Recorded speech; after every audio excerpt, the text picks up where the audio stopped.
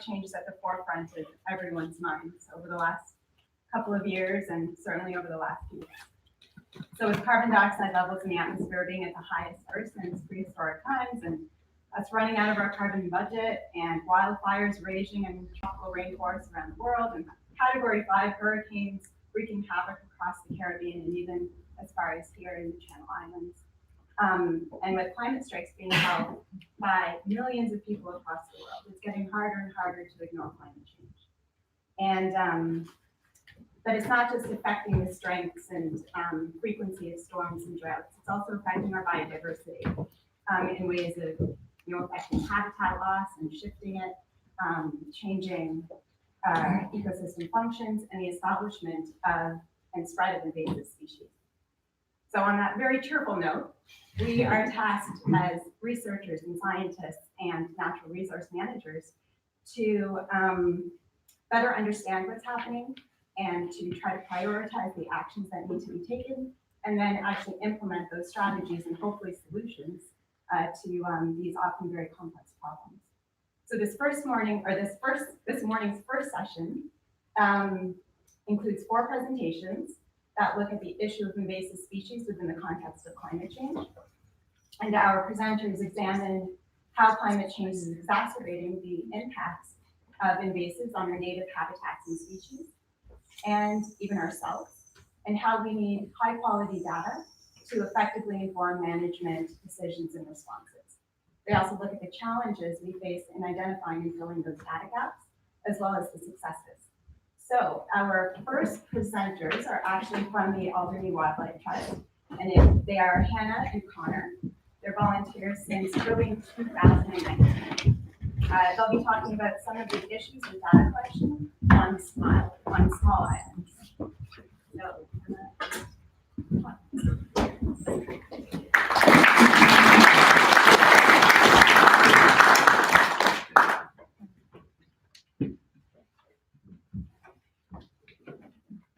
So good morning, everyone. This morning we're going to be talking about some of the challenges Alderney Wildlife Trust face being a small organisation on a small island, and how some of those challenges can ultimately result in gaps in knowledge and data problems, and how we as a trust are trying to respond to those problems and hopefully overcome some of the challenges.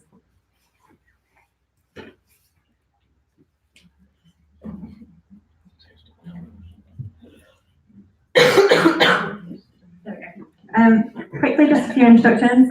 My name's Hannah. I've been with Alderney Wildlife Trust since February as the Living Season Outreach Officer. My background's in marine biology, and before coming to Alderney, I was working on a number of different marine conservation projects on various small islands, so I've had a bit of an insight on some of the unique challenges being an organisation on a small island can display. So I'm Connor, I'm the conservation officer here. My background is conservation biology, and I previously worked with endemic passerines on the small offshore islands in Mauritius, and then most recently Macaws in Costa Rica. And both of these areas, when I got there, the gaps in data for all of the species present were quite apparent. So we'll start with a bit about the trust itself. So we were initially formed in 2002 with support from the States and the Alderney Society, who I don't think are here today, with the specific aims of maintaining and improving the wildlife on the island.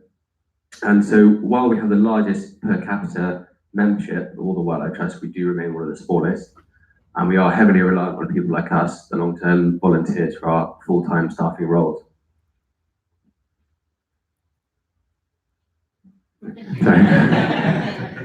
So like I said, we're a small organisation with a lack of funding, and we rely on the annual turnover of staff. And this creates a lot of problems with continuity. So one of the biggest problems that I faced when I got here was trying to put all of the information from previous conservation officers into context. And this ultimately leads to a data-rich and information-poor environment where we have terabytes of data, but just not the ability to review it and analyze it properly. And so as a result, we might be missing various species trends and really not knowing what we don't know, which is a problem in and of itself. So some of the ways we as a trust are sort of aiming to tackle that, or currently tackling that, is as well as the sort of long-term volunteer staff, we also have members, permanent staff, and permanent volunteers that are often residents that are also extremely useful to the trust. So trying to utilise them as much as possible, their skills and things, helping with our surveys. One example of that this year has been with our slowworm survey. So the slowworm is Alderney's only reptile, and this year we've been looking to research more about their habitats and their movements across the island. So this year we actually trained 2 residents to help us survey some of the traps and slowworm refuges that the slowworms like to habit, so that they can come again next year and continue the survey. So even though our head ecologists might change, the members on the ground doing the actual survey are constant each year, making sure we've got a nice consistency through the surveys. Another way that we can sort of combat this lack of consistency between the years is the use of shared database schemes. So at the Alderney Wildlife Trust, we actually use schemes from BTO's Webs, Bird Track, and Sea Watch Foundation from Marine Mammal Monitoring. Using these schemes mean that we're going to have a consistent method each year because it's all set out by a separate organisation. You have to submit your data in a certain way. It means that no matter who's conducting the surveys are following a specific survey method and the data is getting input in a certain way. So you lose that problem of having lots of data just sitting on the server not being used. In the future, we need to better improve the handover of volunteers. As Connor was saying, coming in, it can often be quite difficult to find your place, find what's been done in previous years. So if you establish a better turnover, hopefully we'll be able to eliminate some of the problems that arise from a continuous change in staff. Another problem that face being a small island, a lot of our animals migrate. They're not here all year round. Things like our seabirds, we can't monitor them throughout the year. So although we can do lots of on-island monitoring while they're here, there's often that knowledge gap once they finally leave the island as to where they're travelling, the sort of behaviours they're displaying until they then come back to the island. At the moment, some of the techniques are sort of trying to overcome that is the use of geolocation technology. So we've been using that with our gannets, with our tag program, track a gannet, using geolocation tags we attach to the gannet, we can better track where they're moving, where they're feeding and things. We're also trying to create a bit of a more collaborative approach. So one example of this is with our grey seals. So this year, with the Channel Islands and in France, we've created a bit of a wider scope to monitor our grey seal population and how they're moving between the islands, which hopefully you're going to hear a little bit more about this morning as well. So while these new technologies are fantastic, they do create a large amount of data, and then we're back to the problem of trying to analyse this data, and equally trying to find the expertise for people who are A, volunteers, and B, know how to analyse the data, which is quite challenging in itself.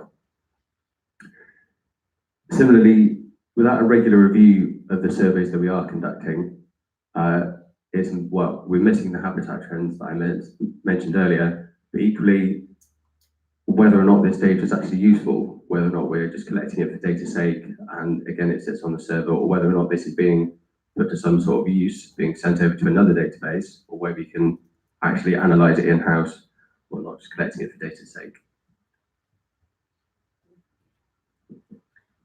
So also in the Wildlife Trust, we're trying to increase our use of citizen science.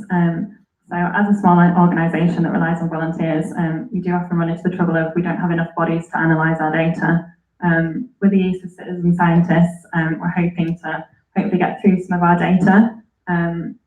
Recently, we've been using a Groupe system, which is our baited remote underwater video, which is a camera attached to a baited pot, which we deploy into about 10 metres of water. And that video will run for about an hour, helping us to better understand what we've got going under our seas. Well, that's really great, and it's great technology for us to understand. It means we've got lots of video files to then sit through and go and analyse, which when we've got lots of other surveys to do, they can often get left. And you've got all this great information that isn't being looked at or properly used. So hopefully in the future, with the use of citizen scientists, we can get them involved, train them in how to properly analyse it, and hopefully spread the word about some of the conservation we're doing on the island as well. Again, using the shared database scheme to help with our data load, we're we're collecting the data. If we're then sending it off to someone else, it means we don't have to sit and try and analyse and review what we're getting. The data's being used often nationally or internationally as well, so it's not just stuck on the island in a database, not being looked at. But again, as Connor was saying, if we do an annual review of our surveys, we can make sure we're answering the right questions, and we're not just following surveys that have been done in the past because they've been done in the past, but we're actually looking at the questions we should be answering and changing our survey effort to answer those questions. So as I mentioned before, there's been a lot of predecessors to my job, and they've all stored data in a different way, and some of the naming has been better than others. So a lot of it just ends up getting lost in the system with subfolders and folders. They're trying to find an organized database way of storing it rather than having just a system of files on a server has been somewhat challenging. So again, one way we can help with this is going back to the shared database schemes. Our data isn't just being sat there, not being used, and we're sending it off to another organisation that has the ability and the manpower to actually analyse it. But internally within the Wildlife Trust, looking at a better system for uploading data, storing data, allowing that when you come in as a new volunteer, that you can easily find the things you're looking for rather than having to sit there for a while trying to find it, or eventually just not being able to use it because we can't find it. So a better system that's lots more organised and more got more continuity between the years. So we are getting better. I think the first step is recognising where your problems are. In preparation for this talk, we got all the staff members to send a bit of an idea of where they think the problems are, and it was very similar. So we know where the issues are, which helps us come up with ways of actually responding to those and improving as a trust. Some of the main problems that we really need to look at is reviewing our surveys, making sure that the effort's going in the right place, that we're answering the right questions, actually using our data that we're collecting, and then it's not just being sat there. And also striving for a more collaborative approach, so reaching out beyond our island bubble, either looking between the Channel Islands like we are with the grey seal surveys, or even reaching out further. It's all really important in monitoring and conserving our species and habitats. Just want to thank you all for coming along. Hopefully you enjoyed the talk, and if you have any questions, we'd love to answer them after the next break, after a few more talks.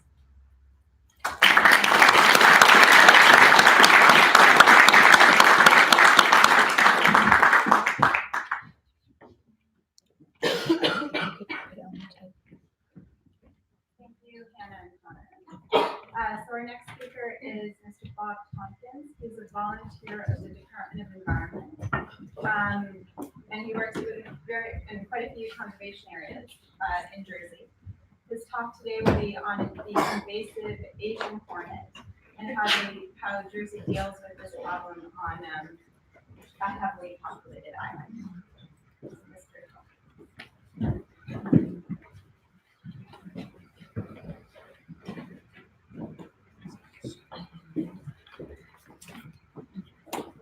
Good morning, can you all hear me? Yeah. Fine, good. Okay, so there it is. That's the face of our, shall we say, adversary. Absolutely fascinating insect. First arrived in Jersey in 2016, thank you, and has very quickly spread right across the island. And which button? Left or left? Or sorry, right then. Or maybe both.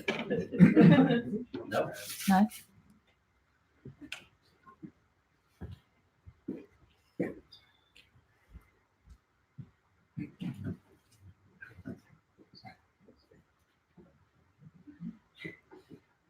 Technology is wonderful. You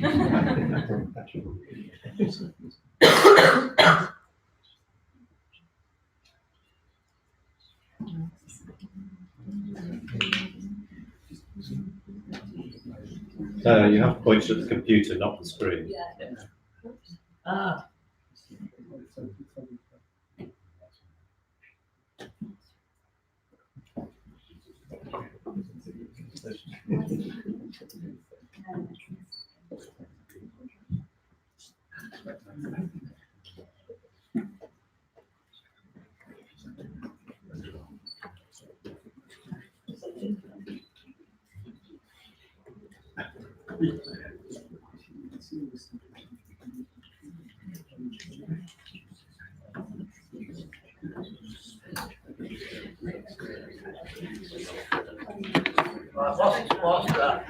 It's under development. 2016 was the first occasion that we became aware that we had a drift in from France. Because for those of you that don't know, Jersey, its closest area to France is only 14 miles away. And if we have easterly winds, all it takes is those winds to coincide with the following year's queens emerging, and the wind does the rest. The first nest was found on the east coast in a tree quite close to a quarry, and that pattern of events seems to have actually continued. We keep getting reinfestations from France. Some years it's the first year after 16 wasn't too bad because we didn't have any really consistent easterly winds, so we probably only had a low infestation. We obviously always get the other issues, which is visiting yachts. We've got evidence of them actually coming across on yachts on the sails in various parts of the vessels themselves. We've also got them obviously coming in via the freight service and people coming back off a holiday. But they're found in vehicles and various other situations as well. So it's an ongoing cycle. We pretty quickly realised that we had to actually form a team of beekeepers because primarily this was the focus. It was going to obviously affect the beekeeping population in the island. And so a team of us got together and we started to develop the technique for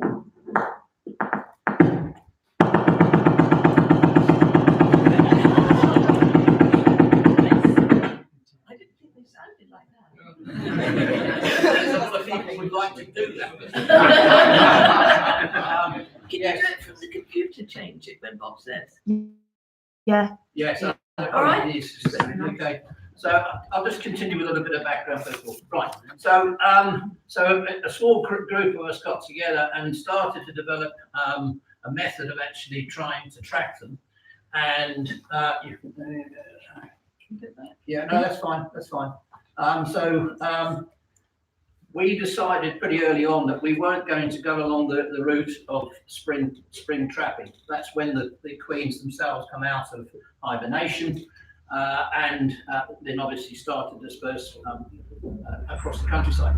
So what our plan was to actually get everybody in the island on board, basically. So through the media and through various other methods, we actually encourage people to report sightings of Asian hornets.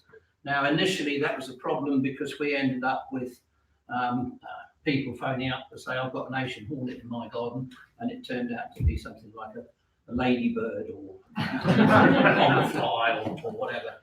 But gradually people did through the media process, they gradually got used to actually knowing what it looks like. And so it's really developed from there. And I mean, the proof of it is in the pudding, really, in a way, in as much as this year, 95% of the calls relating to Asian hornets early on in the year actually resulted in us being able to identify queens freshly emerged, which is a pretty good figure. As a result of that, that meant that we've actually positively identified 65 queens. So that's taking 65 queens out of the equation straight away. And that resulted in 23 of the 26 primary nests that we found this year, being located and taken out. Primary nests are a really interesting thing in that they start off barely the size of a table tennis ball. And by the time that they go to the transition stage to stage 2, they're a nest of about that size. And that in itself is an interesting way of it developing, because you change it. Yeah, thank you. Right. Okay.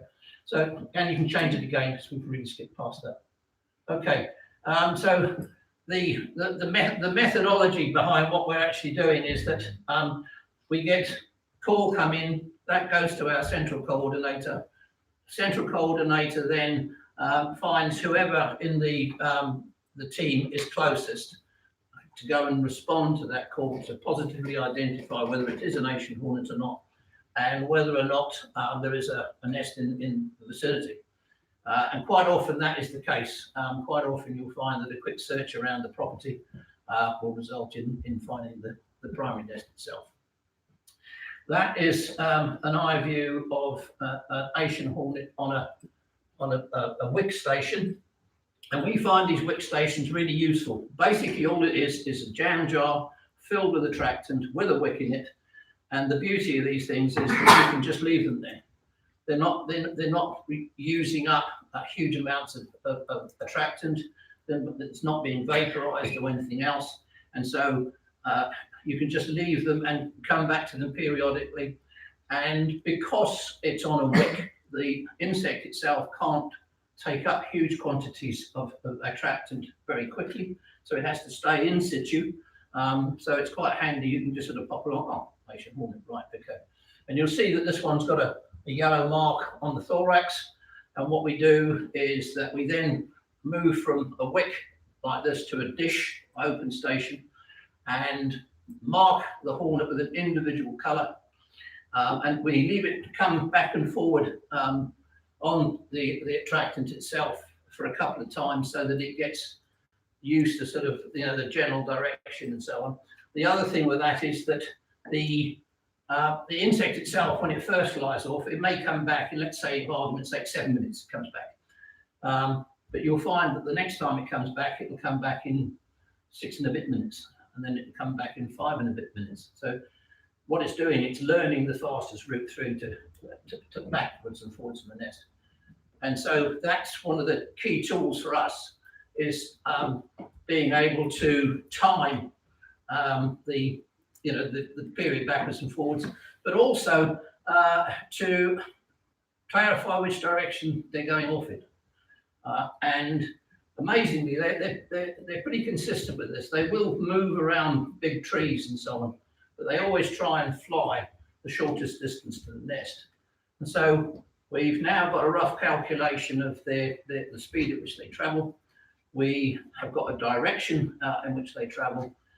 And so we can then, using Google Earth, good old Google Earth, we can then plot those trajectories on the map itself.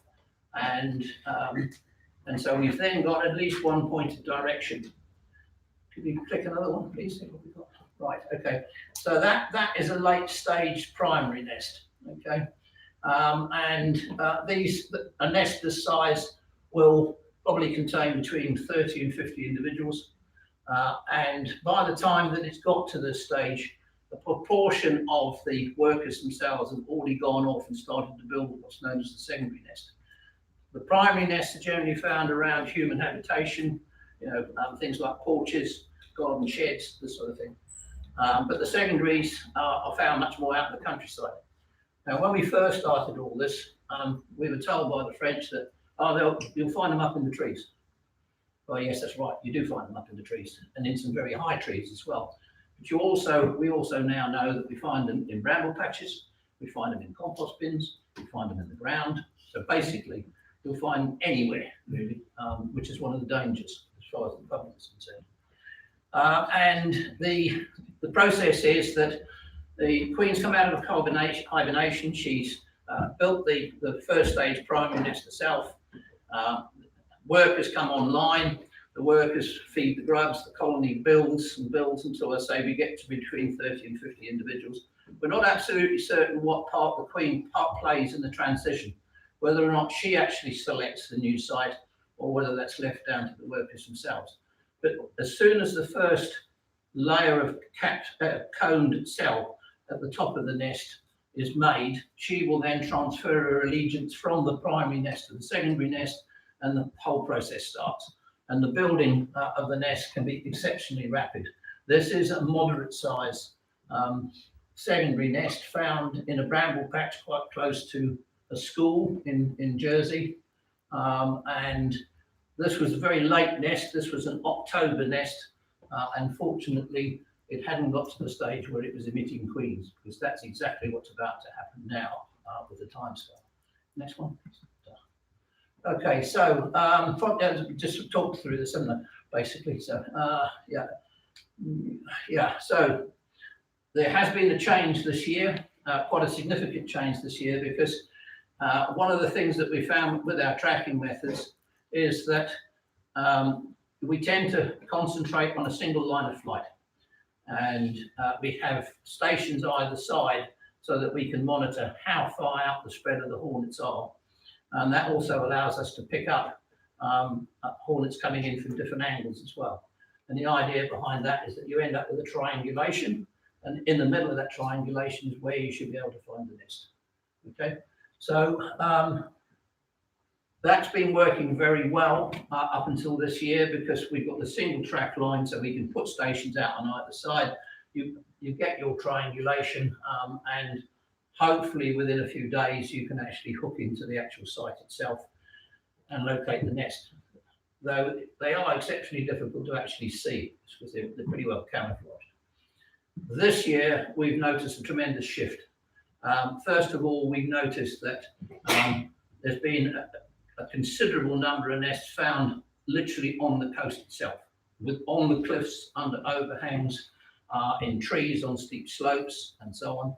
But the other thing we've noticed as well is that we're getting multiple nest scenarios. We're getting, instead of having a nest here and then another nest a kilometre away, we've got them within 50 or 60 metres of each other. And that can be really confusing, because you get set into a track line and then you think, well, that hornet went that way and we're going that way. So what we then have to do is we have to look at the hornets that are giving us the shortest return times.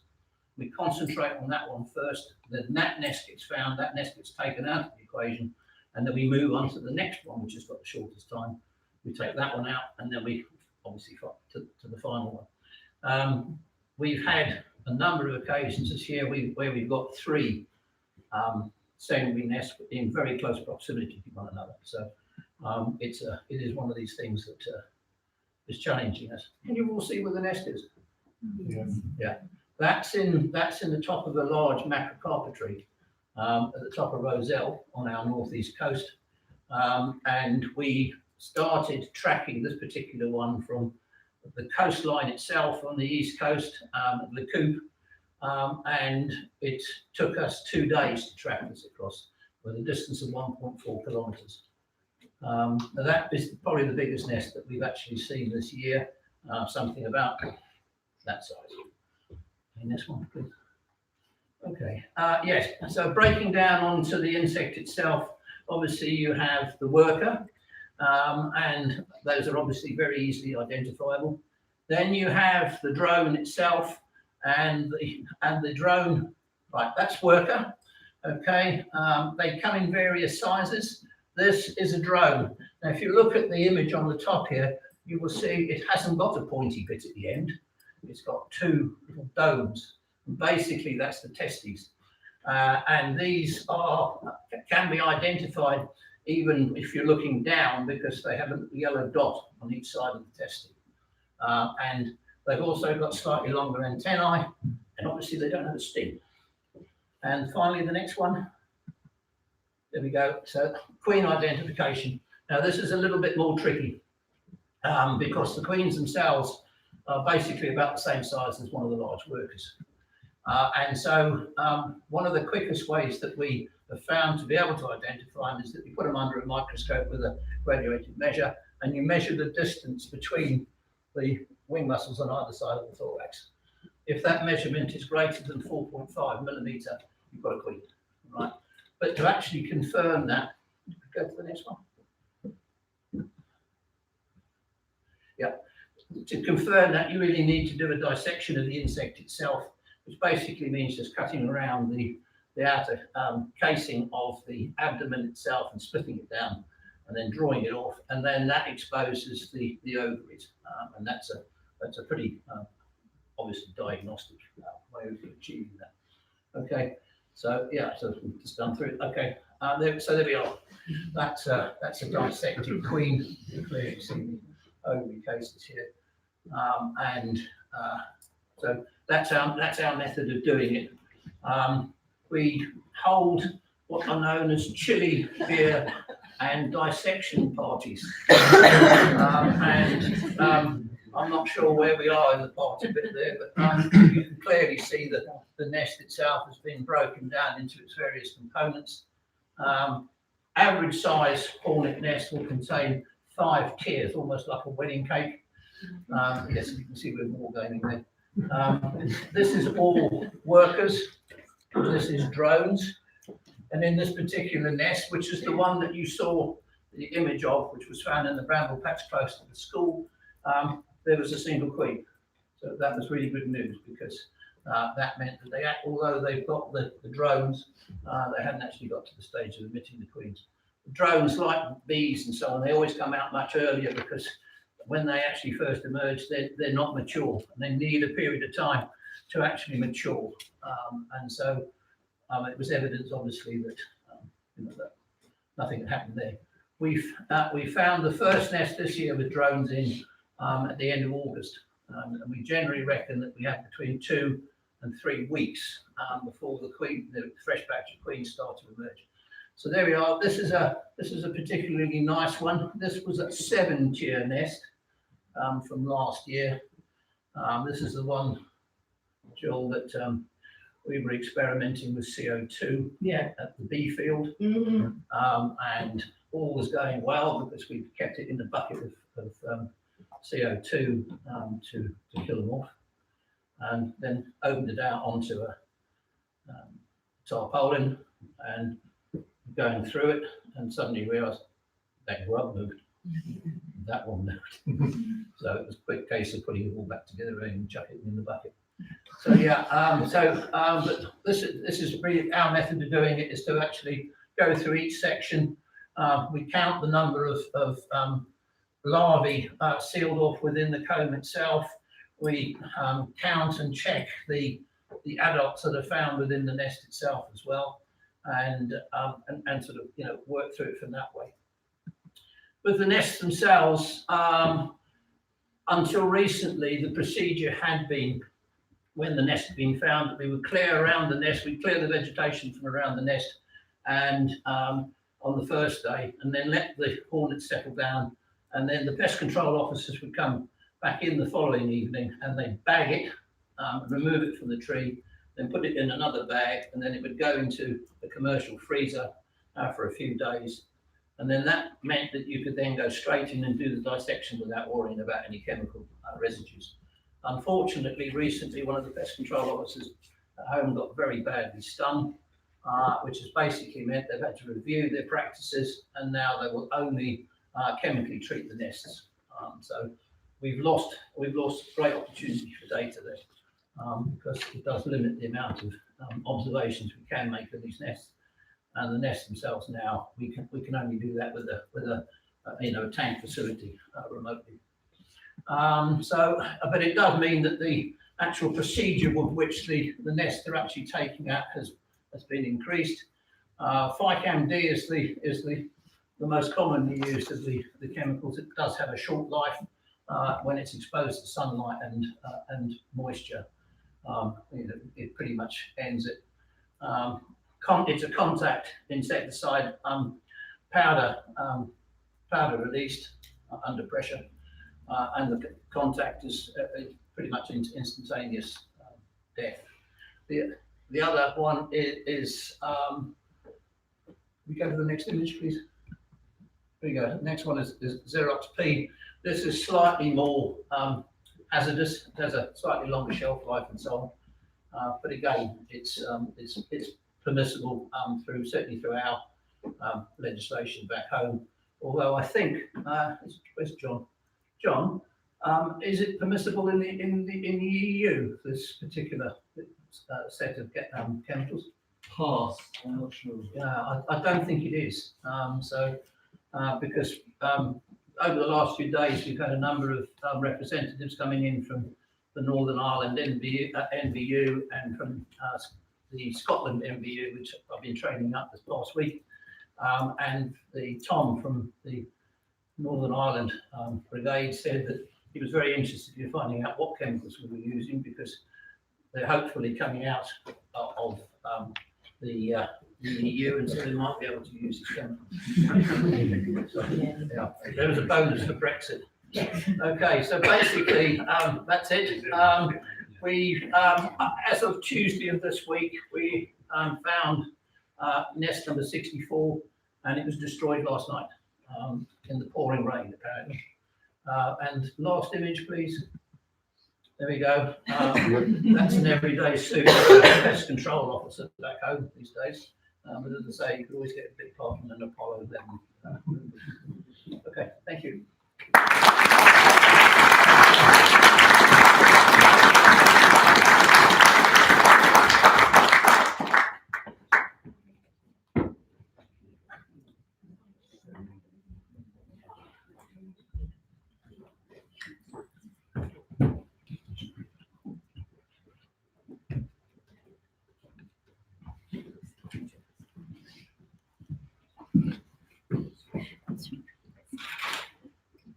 Okay, so our third speaker is Gary Wells, and he's been involved with the hugely successful Guernsey Pollinator project, and he's now working in Jersey to help insects of all sorts, especially pollinators. And he'll be speaking on the pollinator. Just an update, really. An update on the pollinator project. Okay. Is it working at all? I'm gonna try it. I've got a few slides to get through. Yes. Yeah, the eyes. Switch one more.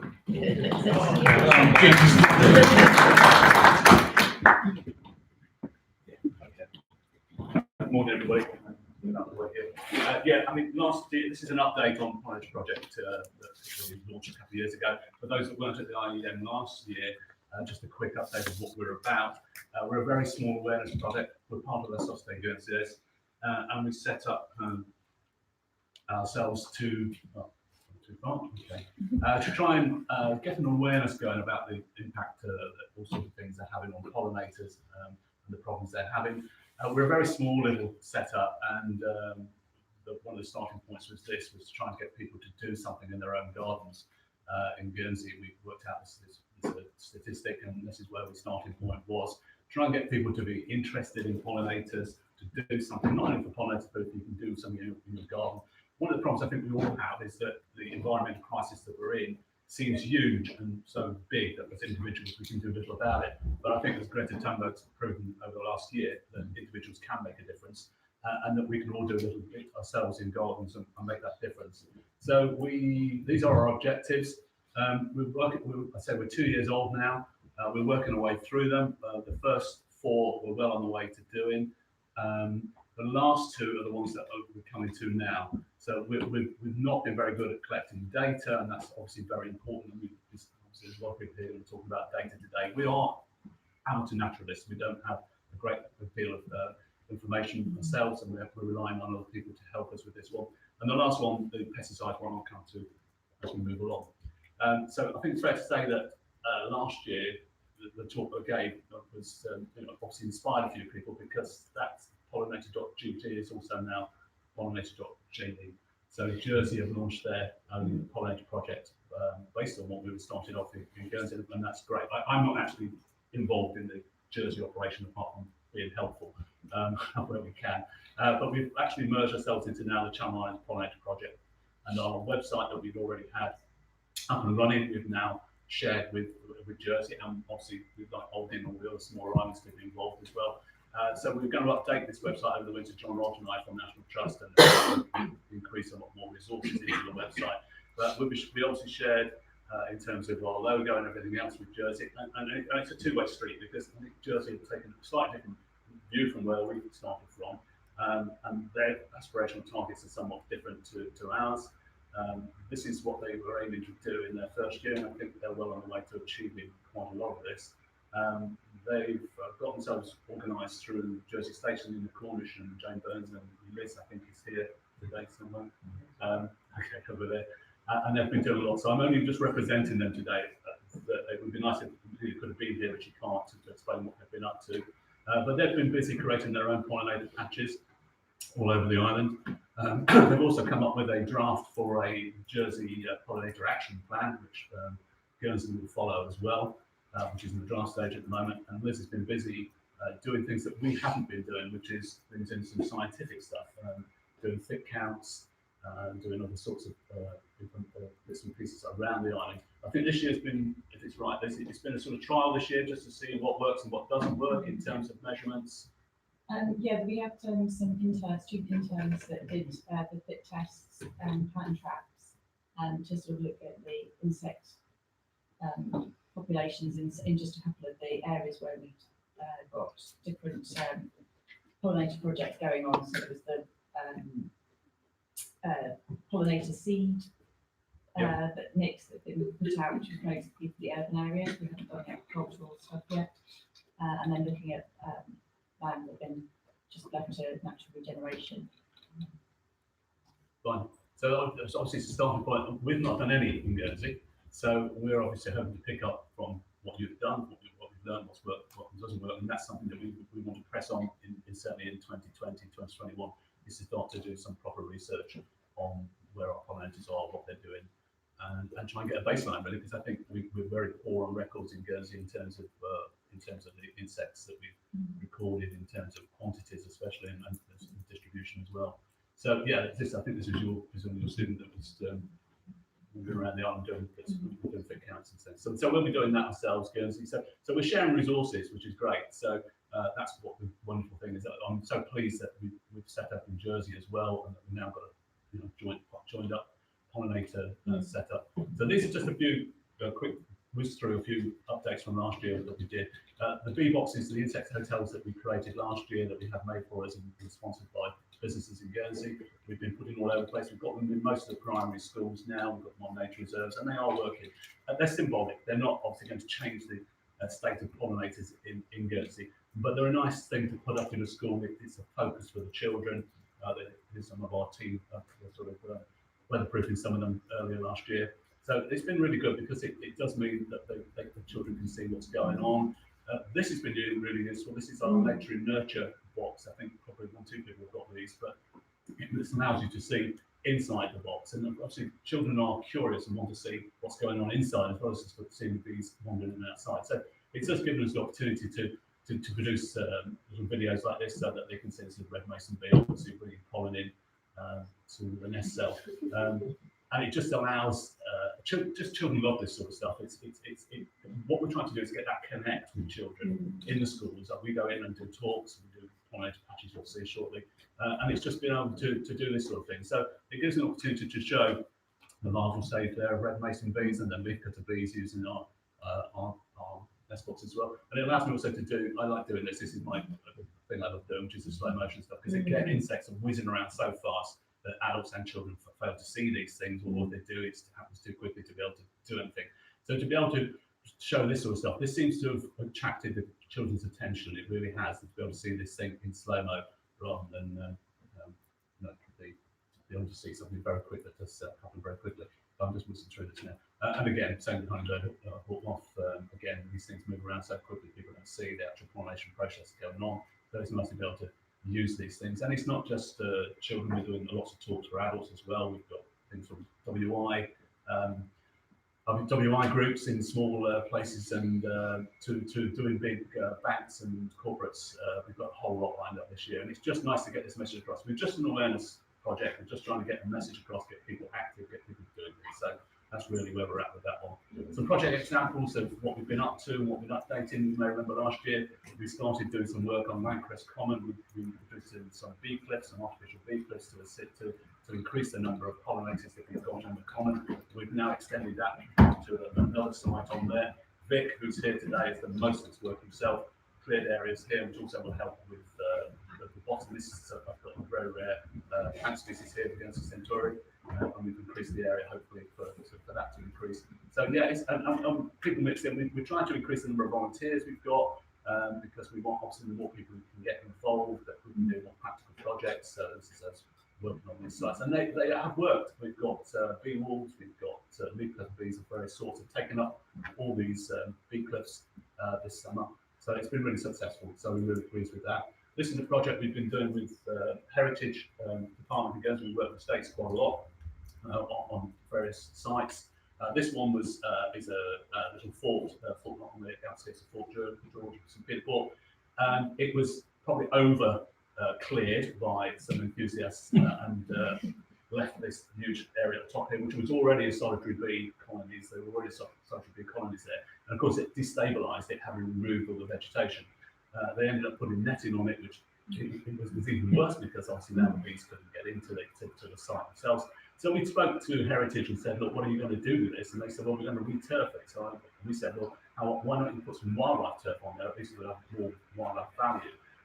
They said, okay, that's fine, but then they found out how much it's going to cost compared to the turf. So, but luckily, ACLAMS, Agricultural Land Management Service in Guernsey, put up the rest of the cash to supplement it. And in January this year, the wildlife turf arrived. I gasped and thought, oh my God, that looks like nothing. But anyway, Guernsey Environment Limited spent a splendid job and re-turfing it. Obviously, in January, it didn't look too good. But the good news is, this is what it looks like now. So it does work. These sort of projects do work.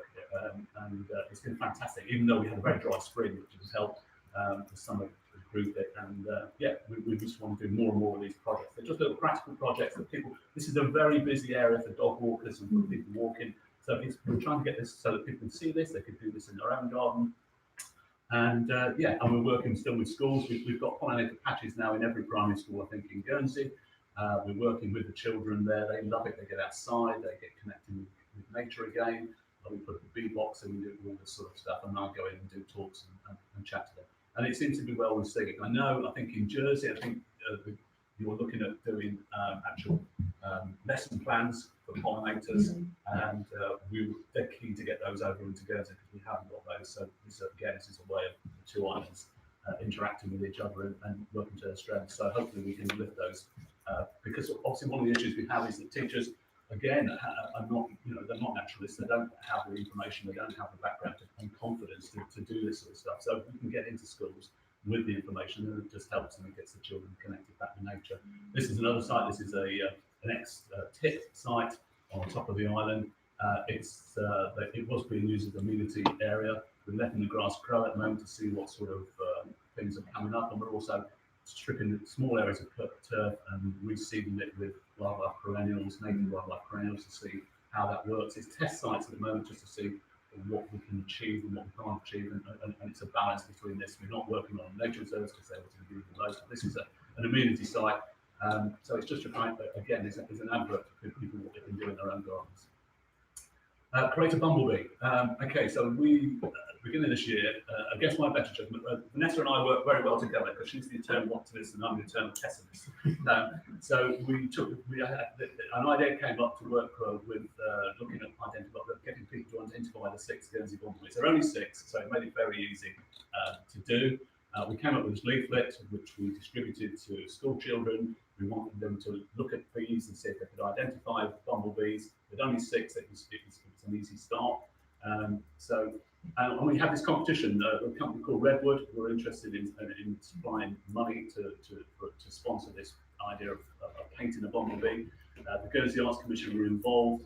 This was actually a cutout. So you pop that out. The idea was the children painted one of the native bumblebees that we had from the leaflet that we handed out to the schools, and they could win £500 for their school from Grow Limited. And every person that entered, every child that entered, was going to get a packet of seeds, and that's where the pessimism said. I said, there are a lot of people entering. That's a lot of seed packets we've got to make. But Vanessa said, no, we can do it. We can do it. So anyway.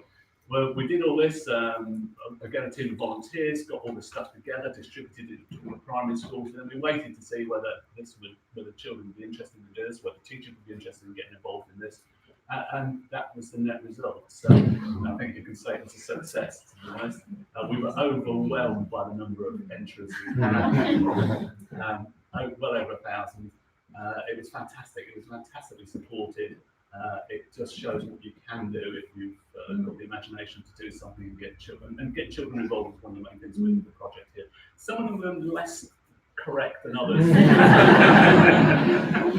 I can't see anyone six native bumblebees there, but they're fantastic response. Yeah, they really enjoyed doing it. And some famous people also thought it was a great idea as well. We had Chris Packham, they brought Chris Packham over 2 nights back in May, and he also thought this was a great idea.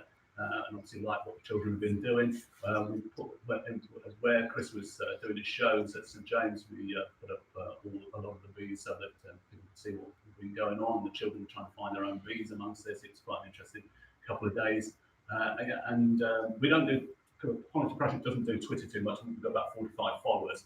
But this man's got 350,000 followers. So having a sort of tweet like that come out was quite exciting for us to see. So really pleased. And he introduced there the fact that Dave Gilson came over, which is going to come to in a moment.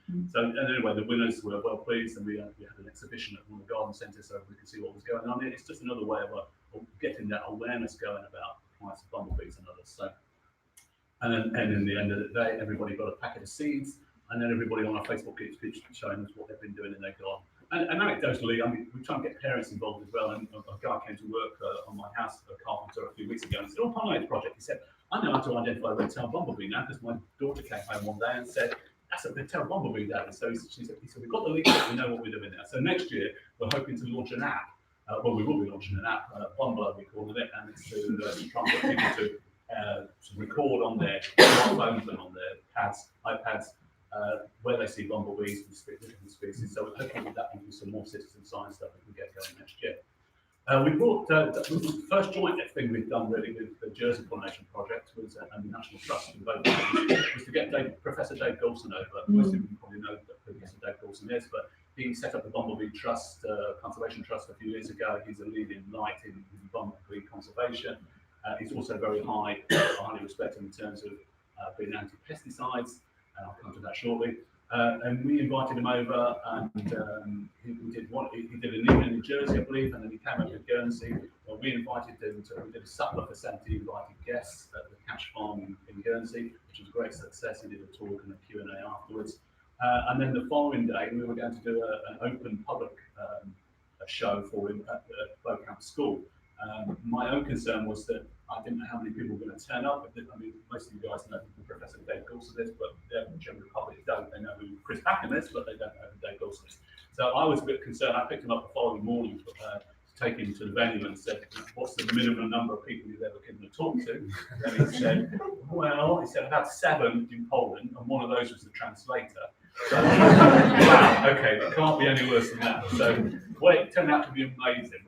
The hall was filled and filled and filled. You could really see right in the distance where people were. We had to keep putting more and more chairs out. We moved out of the hall into the corridor here because there were so many people turned up on a Sunday morning to hear Dave Gilson talk. So for me, that was my highlight for the year because it was a great success.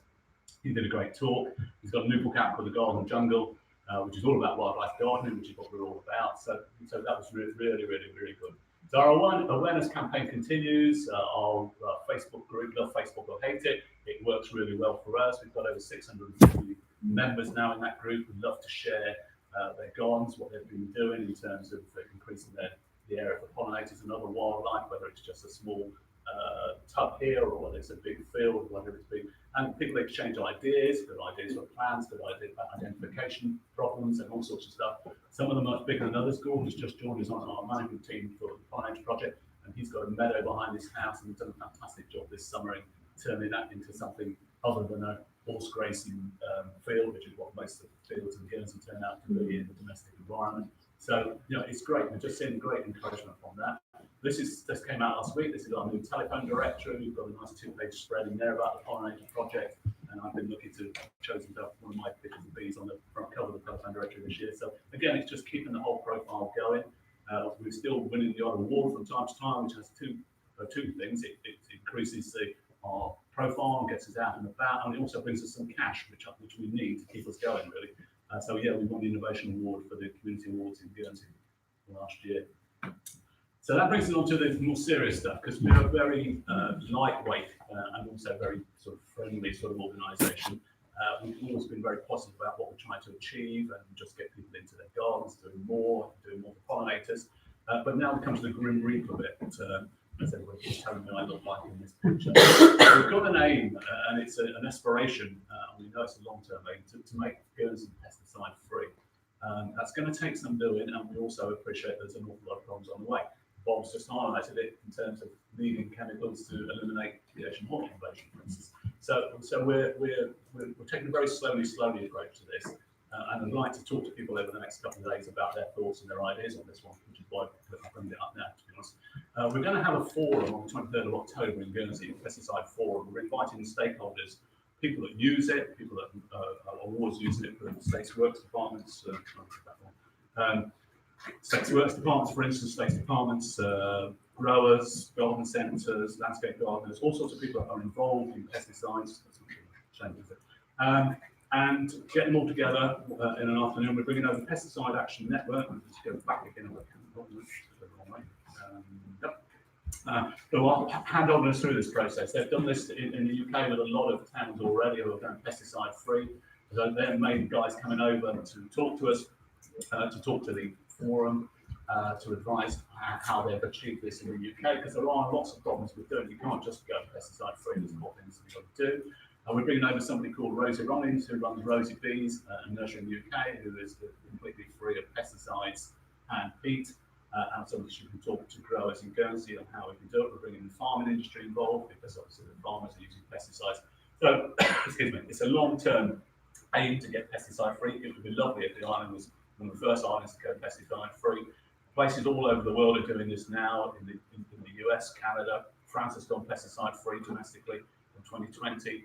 Belgium, there are lots of places that are doing this, and it would really think it would be important.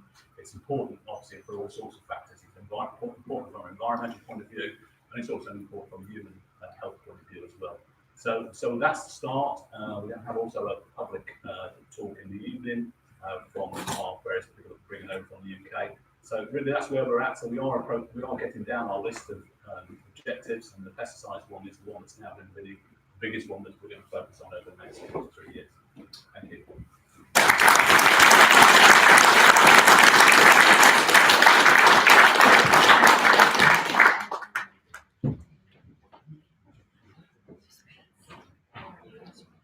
Sorry, I got the order a little bit wrong, so I apologize, Marie. But our final speaker this morning session is Francou. She works with the Normandy Mammals Group. It's an association that works with terrestrial and marine mammals. And she'll be presenting on the association's work on gray seals and the monitoring network that has been established within the Channel Islands.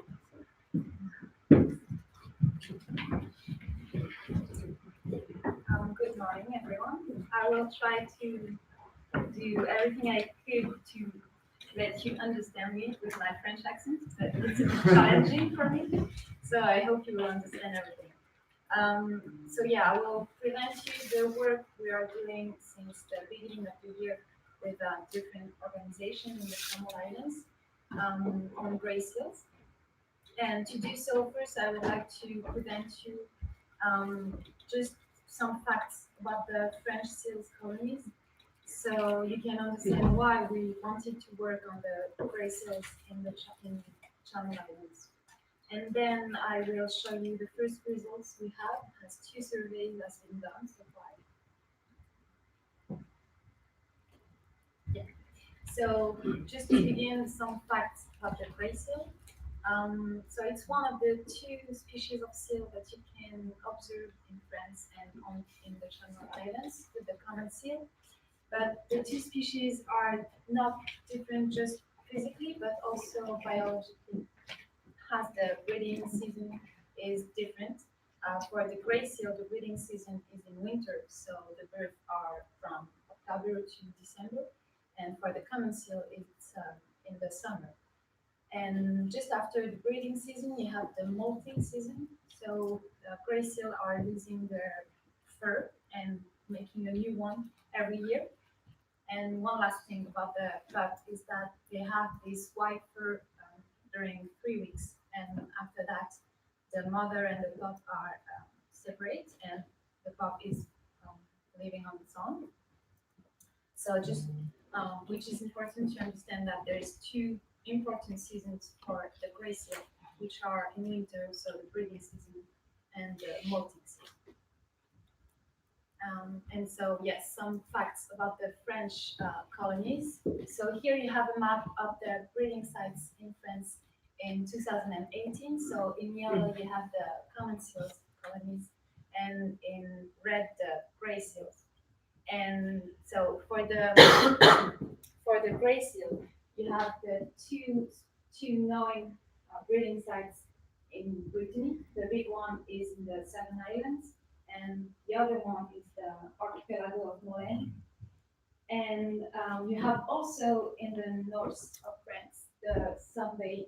In 2019, two births of gray seals were known, and it's just the beginning. And we think that during the next years, the Somme will be the first breeding colonies for gray seals.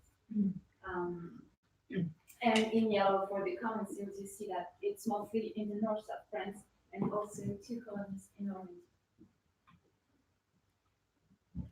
And if you look at the number of births during the past years, you can see that for the archipelago of Morlaix and the Somme, it's really low. But for the Seven Islands, the number of births are increasing, and you can see that nowadays you are around 40 births every year, which is a few compared to the Irish and British colonies. But for France, it's big. And here it's the number of gray seals that you have on two different periods of time. So in summer, on the top, and under you have the number of seals during the molt season on the different sites in France. And you can see that in most sites in France, during the summer, it's the time you have much seals. And we know that they are moving a lot, and so in summer they are in the French sites, and in winter they are going back in the Irish and British colonies to give birth and for the breeding season. And during molting season, the number of seals are little less, and you can see that in Normandy, in between the sites in Brittany and the north of France, there's few gray seals.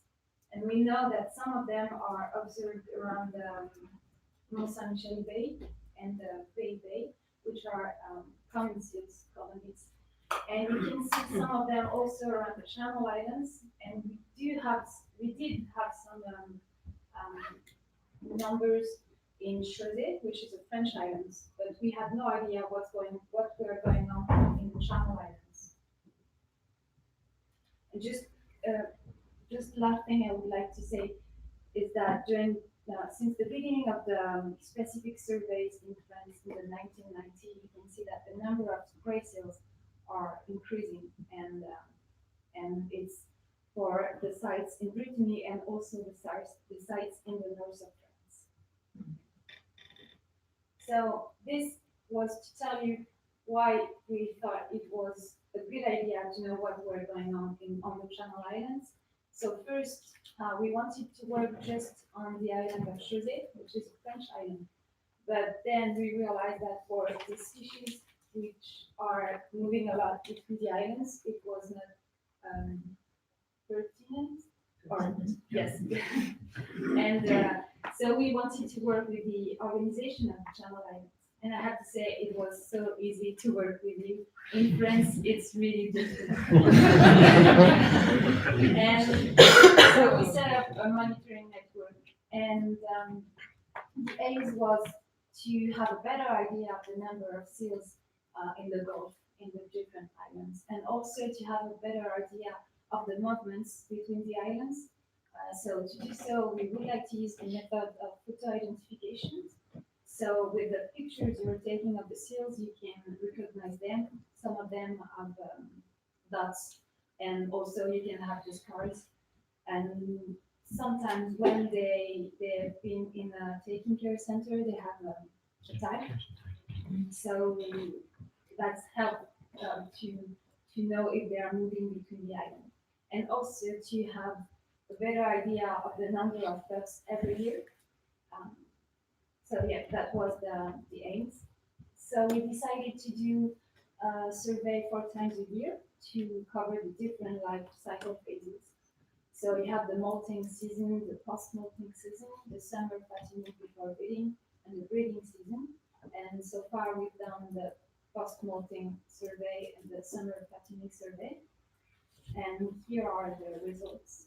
So it's too soon to make conclusions, but still you can see that you have seals on all the islands. And just to understand, between the 2 surveys, the routes taken were the same, except for the minkies in the blue, where part of the island were not prospected. And for Chaussee, here on the second time, all the islands were prospected. And the first time, just 1 work were prospected. But still, you can see that the number between the 2 surveys is bigger, and it's mostly due to the Guernsey population in purple and the Alderney population. And what we can see is that it seems that there's more seals during the summer fattening, which is the same thing with the different French sites.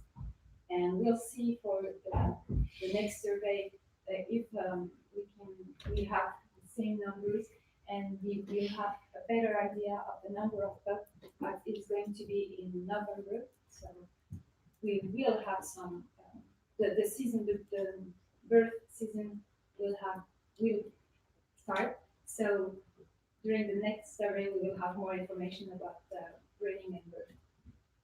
And one fact is that during the last survey, we had a pregnant female, and this is not the only one that were observed. So it's a great thing. And yeah, that's it. I hope that you understood. And I'm more than happy to answer any question you may. Thank you.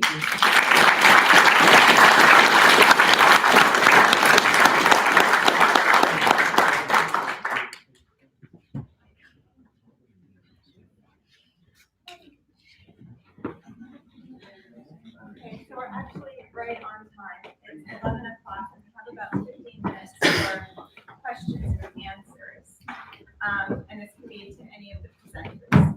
Does anyone have a question that they would like to start with?